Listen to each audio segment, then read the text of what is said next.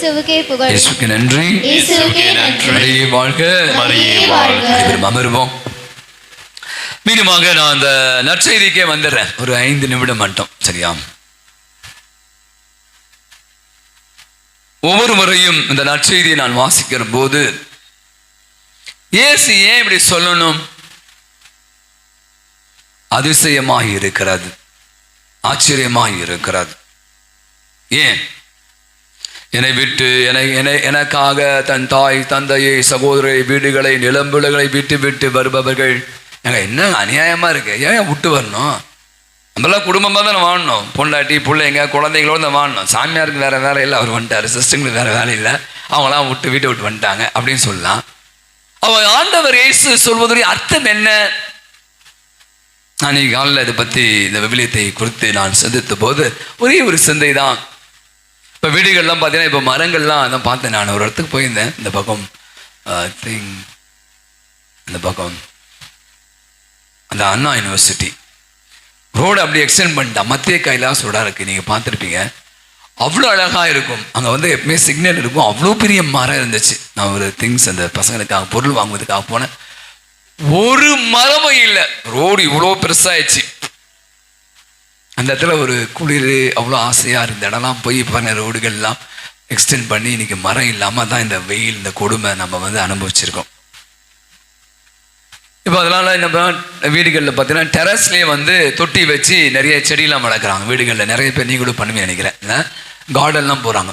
மேலே மேலே மாடி வீட்டு தோட்டம். மாடி தோட்டமா மாடி வீட்டா? ரூஃப் என்ன சொல்கிறாங்க பேர்? Roof garden. Roof garden. ஹோட்டலில் கூட வச்சுருக்காங்க ரூஃப் கார்டன். நீங்கள் மேலே போனால் காத்தோட்டமாக உட்காந்து சாப்பிட்டு இருக்கலாம் ஜாலியாக. நீங்கள் யோசிங்க, இப்போ ஒரு செடியை வாங்கி வைக்கணும். வீட்டு பிள்ளைகள்லாம் இருக்கா, ரோஜா பூ மற்ற ஏதாவது ஒரு செடியை வாங்கி நம்ம ஒரு தொட்டியில் வைக்கிறோம் வச்சுங்களேன். அது தண்ணி ஊற்றுறோம், அது வளர்கிறது, அது பூ விடுது, காய்க்கிறது. வழக்கமாக நீங்கள் பார்த்தீங்கன்னா அந்த தொட்டியில் இருக்கிற வரைக்கும் அது ரொம்ப சேஃபாக இருக்கும், கம்ஃபர்ட்டாக இருக்கும், கம்ஃபர்ட் ஜோன். ஏன்னா அது தொட்டியில் இருக்குது, நீங்கள் தண்ணி ஊற்றுவீங்க, சூரியன் உதவிக்கு அது மலர்கிறது, அது காய்க்கிறது, நல்லா இருக்கிறது. ஆனால் நீங்கள் பார்த்தீங்கன்னா அந்த விவசாயிகள்லாம் பார்த்தீங்கன்னா ஒரு குறிப்பிட்ட டைமுக்கு அப்புறம் அதுலேருந்து எடுத்துருவாங்க. தொட்டிலேருந்து எடுத்து என்ன பண்ணுவாங்க? நிலத்தில் நடுவார்கள். நான் திருப்பி இங்கே நல்லா புரிஞ்சுக்கணும். தொட்டியில் இருக்கும்போது அது ரொம்ப சேஃபாக இருக்கு. தொட்டியில் இருக்கும்போது அது நிறைய பாதுகாப்பாக இருக்கிறது, அதுக்குள்ளே இருக்கு, அது இட் இஸ் நாட் டிஸ்டர்ப்ட். ஆனால் அதிலிருந்து பிரித்து ஒன்றை நீங்கள் நிலத்திலே நடுகிற போது அதனுடைய வாழ்வு கொஞ்சம் காத்தடிக்கும், நிறைய டிஸ்டர்பன்ஸ் இருக்கும். நிறைய நேரங்களில் அது ஒரு பெரிய விஷயமா இருக்கும். நீங்கள் பார்த்தீங்கன்னா இதில் இருக்கிற வளர்ச்சி சொல்கிறாங்க, நான் சொல்ல இதில் இருக்கிற போது அதனுடைய வளர்ச்சி ரொம்ப கம்மியாக.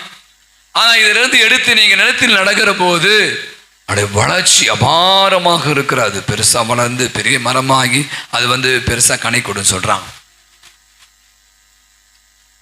இப்போ நிறைய நேரங்களில் இப்போ நான் பார்க்கிற ஒரு விஷயம், குடும்ப உறவுகள். கண்டிப்பாக உறவுலாம் தேவை. இப்போ பிள்ளைகள் இருக்காங்க, படிக்கலாம். இப்போ பசங்கள்லாம் வந்து நிறைய வெளிநாட்டெலாம் போகிறாங்க, லண்டன் போகிறாங்க, மற்ற இடத்தான் போகிறாங்க. அதாவது திருமணம் ஆகி பிள்ளைகள் நம்ம என்ன பண்ணுறோம், இன்னொரு வீட்டுக்கு அமுச்சு விட்றோம். அவங்க போய் என்ன தொட்டியிலே வச்சுருந்தோம் அப்படின்னா, வீட்டுக்குள்ளே வச்சுருந்தா வேலைக்கு ஆகாது.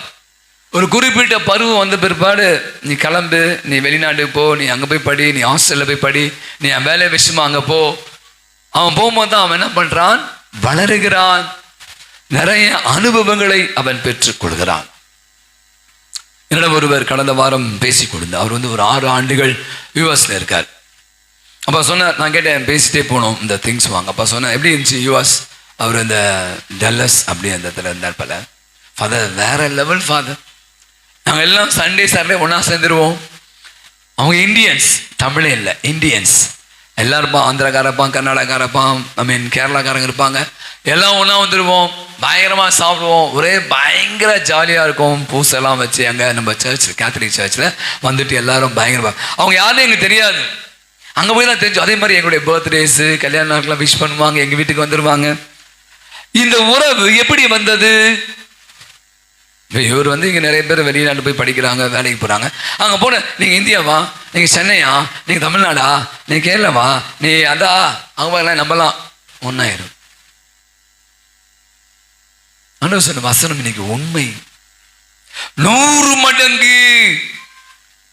பிரதர்ஸ் அண்ட் சிஸ்டர்ஸ், நிறைய உறவுகளை இன்னைக்கு வந்து வெளிநாடுகளை போய் வாழ்ந்து தெரியும் நினைக்கிறேன். நீங்கள் தனியாக இருந்தீங்க செத்துருவீங்க. வெளிநாடு இருக்க பெரிய தனி தம்பி தான். ஆனால் நீங்கள் மாதிரி உறவுகளை இப்போ இந்த சர்ச் இருப்பாங்க, அப்படியே எல்லாம் ஒன்றாயிடுவாங்க. இப்போ எப்படி நம்ம அன்பியா குரூப் மாதிரி அவங்க வீட்டில் ப்ரேயர் இருக்கும், எங்கள் வீட்டில் கேதரிங் இருக்கும், இவங்க எல்லாம் சாப்பாடுலாம் சேர்ந்து சாப்பிடுவாங்க, ஷேர் பண்ணுவாங்க, அது பண்ணுவாங்க, இது பண்ணுவாங்க, வெளியே போவாங்க. பரவாயில்ல, இந்த உறவு எப்படின்னா அதை இடிக்கிறது. இங்கே பாருங்க ரொம்ப அழகா, யார் யாரோ நான் சென்னை வாசி, நான் நாகூர்காரன் தான் பேசுவேன், அங்கெல்லாம் பேச்சே இல்லை. India, Tamil Nadu come all of us one, எல்லாம் ஒன்று. இங்கே ஒரு நிகழ்ச்சி வாசித்தேன். புத்தர் வந்து நீங்கள் பார்த்தீங்கன்னா அவருடைய வாழ்வில் அவர் போனதுக்கு காரணம் தெரியுமா? ஏன் அவர் வந்து போனார்?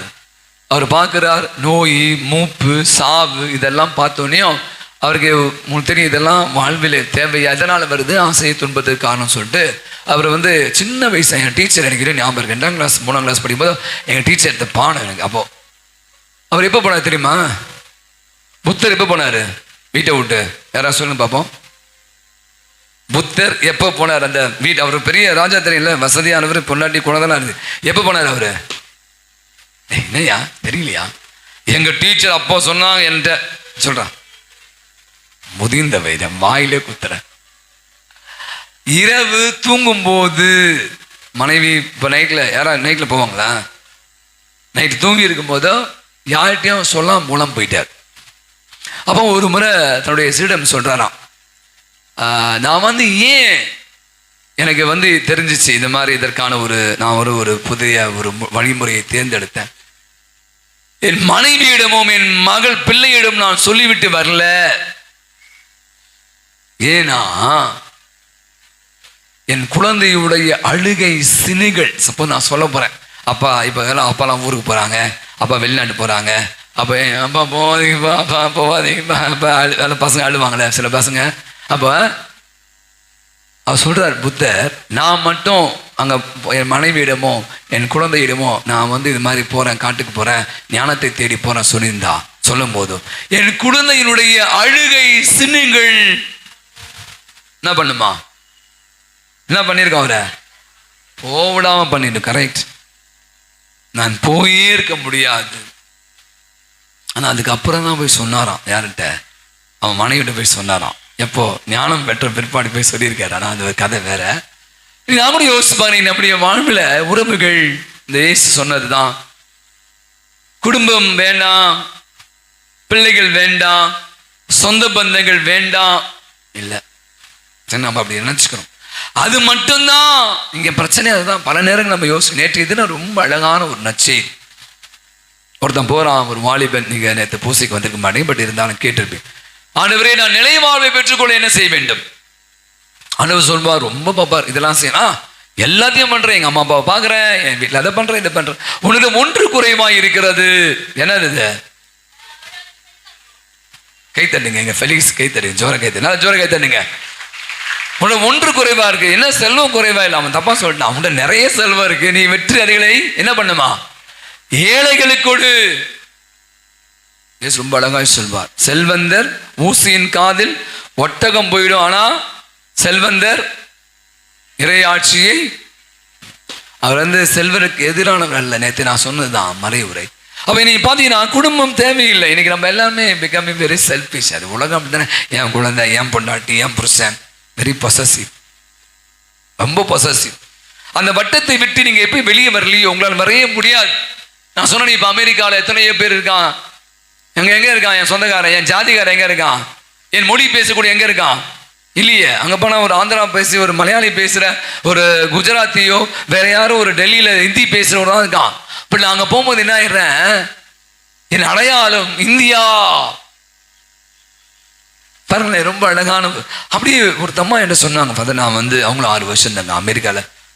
நிறைய ஃப்ரெண்ட்ஸ் பார்த்தேன், எனக்கு நிறைய ஃப்ரெண்ட்ஸ் எல்லாம் ஒன்றா லேடிஸ், அவங்களாம் ஃபேமிலி மெம்பர்ஸ். அப்போ பார்த்தீங்கன்னா அங்கே எனக்கு தமிழ் பேச வாய்ப்பே இல்லை, எனக்கு இங்கிலீஷும் தெரியாது. பட் நாங்கள் போன பிற்பாடு நான் அப்படியே மிங்கிள் பண்ணிட்டேன், எல்லார்ட்டையும் நான் பழகிட்டேன். நிறைய உறவுகளை நான் பேச மாட்டேன், நான் தமிழ், நான் இந்தியாவில் தமிழ்நாடு மட்டும்தான், நான் வந்து இந்த ஊருக்காரன், நான் யார்கிட்ட வச்சுக்க மாட்டேன்னு சொன்னீங்கன்னா உங்களால் குப்பை கொட்டவே முடியாது. அவன் எனக்கு ரொம்ப அழகா இந்த நற்செய்தி நம்ம ஆழமாக புரிஞ்சுக்கணும்னா, சிலர் கூட அது மாதிரி தான், ஆண்டவரே என்ன ஆண்டவரே நான் உங்களை பின்பற்றி வரோம், என்னத்தான் நீங்கள் பெருசாக குத்துறீங்க, எல்லாத்தையும் விட்டு வந்துட்டேன், என் படங்களாம் விட்டு வந்தேன், என் பொண்டாட்டியை விட்டு வந்தேன், என் வலையை விட்டு வந்தேன், எல்லாத்தையும் விட்டு வந்தேன், என்னத்தான் நீங்கள் பெருசாக குத்துறீங்க. அது சொல்றார் ரொம்ப அழகான வசனம், 100 மடங்காக அதை நான் திருப்பி தருவேன். இப்போ இன்னைக்கு நம்முடைய வாழ்வில் கூட யோசிக்கல, நான் இப்படிதான் யோசிச்சேன் சிம்பிளா, இழக்கிற போதுதான் நீங்க நிறைய பெற்றுக்கொள்வீர்கள். இழந்து பாருங்கள். நீங்க அப்படியே இப்படி பிடிச்சிருந்தீங்களே, கொடுக்கணும், அன்பை கொடுங்கள், நேரத்தை கொடுங்கள், பணத்தை கொடுங்கள். நீங்க அப்படியே வச்சு, இப்ப நிறைய பேர் சொல்லுவாங்க, இன்னைக்கு வச்சு இந்த பணத்தை அப்படியே வச்சு செத்து போயிடறான், யாருக்குமே போடல. அதான் ஆண்டவர் சொல்ற, அது அழுக்கு பூச்சி கடிச்சு சாப்பிட போகுது, நீ செத்து போனா அது யாருக்கும் சேராது. போய் குடியா, ஏழைகளை குடியா, 4 பேர் உன்னை பத்தி பெருமையா பேசுவான், ஒரு 5 பேர் படிக்கவே, ஒரு 4 பேர் சோறு போடு. இன்னைக்கு பாருங்க நிறைய பேர் செய்யறாங்க. இன்னைக்கு என்னுடைய வாட்ஸ்அப் பார்த்தா ஒரு ஆளுக்கு சினிமா நடிகர் 250 நாளா டெய்லி 100 பேருக்கு சம்பளம் போடுறான். ஒரு சம்பாதிச்சப்படுத்த போற ஒரு பையன் பாலா, ஒரு பையன் கூட இது ஆம்புலன்ஸ் வாங்கி கொடுக்குறான் பாருங்களேன். அப்போ இது என்னன்னா, இப்போ நம்ம அதை பத்தி பேசணும் பாருங்களேன், இந்த மாதிரி நிறைய பேர் இருக்காங்க. அப்போ எனக்கு என்ன விஷயம், அப்படி வாழ்வு நம்மோடு முடிந்து போவதல்ல, it has got an extension. போயிட்டே இருக்கணும். இன்னைக்கு நீங்க உழவு, நான் அடிக்கடி சொல்வது தான், இன்னைக்கு நம்ம இறந்த பிற்பாடு நான் அடிக்கடி நிறைய பேசுவேன், எத்தனை பேர் உங்க சாவுக்கு வராங்க, அதுதான் நீங்கள் சம்பாதித்தது. இதுதான் உறவு. அவன் எவனோன்னு தெரியாது. இந்த பங்களா எவ்வளோ பேர் இருக்கான், எல்லாருமே சொந்தக்காரனா, எல்லாம் ஒரே ஊருக்காரனா, சான்ஸே இல்லை. மேபி நம்ம ஊரில் கொஞ்சம் பரவாயில்ல, நம்மலாம் ஒரு ஊருக்காரன். மற்ற பங்கெல்லாம் போனீங்கன்னா இருக்க மாட்டான், அவன் எங்கெங்கேருந்து இருப்பான். ஆனால் பாருங்க, நம்ம அக்கா, நம்ம அண்ணன் எப்படி உரிமையோட சித்தப்பா, சித்தி, மாமா அப்படியா சொல்லுவாங்க. எப்படி அவன் என் ஜாதிக்காரனா, என் சொந்தக்காரனா, என் கூட பிறந்தவனா. இதுதான் அன்னைக்கு வசனம் மிக அழகாக. அதை நீங்கள் கொடுக்குறீங்க பார்த்தீங்களா, இழக்கிறீங்க பார்த்தியா, அங்கதான் இது வந்து பன்மடங்காக உங்களுக்கு திருப்பி தர. அம்பத்தூர்ல ஒரு பொண்ணு இறந்தது, என் சொந்தக்கார பொண்ணு சொன்னேன், நான் பார்த்து மகிழ்ந்தது. அப்படி ஒரு கூட்டம், அவ்வளோ பேர் முன் வந்து அந்த இதை செய்யறான். அந்த குடும்பத்திற்கு மற்றவங்க சம்பந்தமே இல்லை, அவ்வளோ அந்த ஆலயமே நிரம்பி வழிந்தது. அப்போ அந்த பெண் 27 வயசு பொண்ணு, அந்த பொண்ணு நடந்து கொண்ட விதம், சம்பாதித்தது பெரிய சம்பாதித்தது, பெரிய பணம், ஐடியில் வேலை செஞ்சாலும் அந்த உறவுகள் பாருங்களேன், அத்தனை பேர் அழுதது. அப்போ நான் பார்க்கிறேன், இன்னைக்கு நம்முடைய வாழ்வில் எண்ணத்தை 100 மடங்கு தாய், தந்தை, சகோதர, சகோதரி அப்படியே கடவுள் கொடுக்குறாரு பாருங்களேன். அதை தான் நீங்களும் நானும் சொந்தமாக்கி கொள்ள வேண்டும். கண்களை மூடுவோம், ஒரு அழகான ஒரு பாடலை பாடும். ஆண்டவர் நம்மை சொந்தமாக்கி கொண்டு இருக்கிறார். இஸ்ராயேல் மக்களை சொல்றார், இஸ்ரவேலை பயப்படாதே, நானே உன் தேவன், நான் உன்னை பேர் சொல்லி அழைத்திருக்கேன், நான் உன்னை தெரிந்து கொண்டேன், நான் உன்னை ஒருபோதும் கைவிட மாட்டேன். அவருடைய அன்பில் நிலைத்திருப்பவர்கள் நிச்சயமாய் அந்த அன்பை பிறரோடு கொடுக்க முடியும். கடவுள் நம்ம கொடுத்த அநேக ஆசீர்வாதங்களை நம்மிடம் மட்டுமே வைத்துக் கொள்ளாமல் பாருங்க, அதான் இன்னைக்கு உலகம் முழுவதும் ஏன் கத்தோலிக்க திரு அவை வளர்ந்து கொண்டே இருக்கிறது, எக்ஸ்டெண்ட் பண்ணிட்டே இருக்காங்க. எல்லாம் பிரதர்ஸ் அண்ட் சிஸ்டர்ஸ். நம்ம எப்படி கூடுறோம், பிரதர் சிஸ்டர் பாருங்களேன். அப்படியான ஒரு உறவு சமூகத்தை நாம் கட்டி எழுப்ப ஆண்டவர் அனைவரையும் பெயர் சொல்லி அழைத்த ஆண்டவர், ஒரு குடும்பமாக, கணவனாக, மனைவியாக, பிள்ளையாக, இப்படியாக நாம் உறவிலே வாழுகிற போது நம் உறவுகளை பேணுகின்றவளாக வாழ அழைப்பு விடுகிறான். அப்படியான நிறைய உறவுகளை கடவுள் கொடுத்திருக்க நன்றி சொல்லுவோம். கடவுள் ஆண்டவரை நம் ஒவ்வொருவருக்கும் செய்த அத்தனை நன்மையான காரியங்கள், ஆசீர்வாதங்களுக்காக நன்றி கூறு. தொடர்ந்து அவருடைய பாதை நம்ம ஒப்புக் கொடுப்போம். அவை நம்மை வழி நடத்தும்.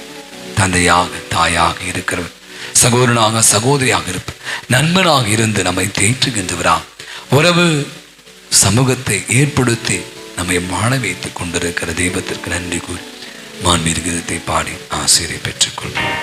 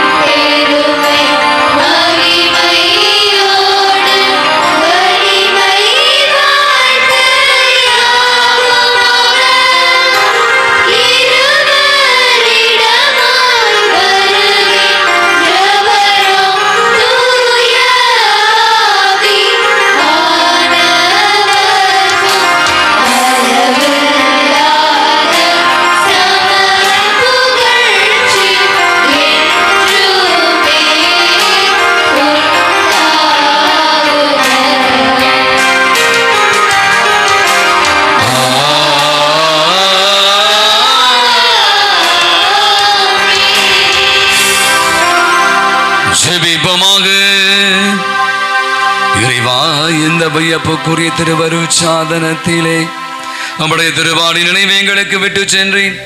உமது திருவுடல் திரு ரத்தம் இவற்றின் மறைபொருளை வணங்கும் நாங்கள் உமது மீட்பின் பலனை இடைவிடாமல் அனுபவிக்க அருள் புரிவீராக. உமோடு என்றென்று வாழ்ந்து ஆட்சி செலுத்துகிற உமை மன்றாடுகிறோம்.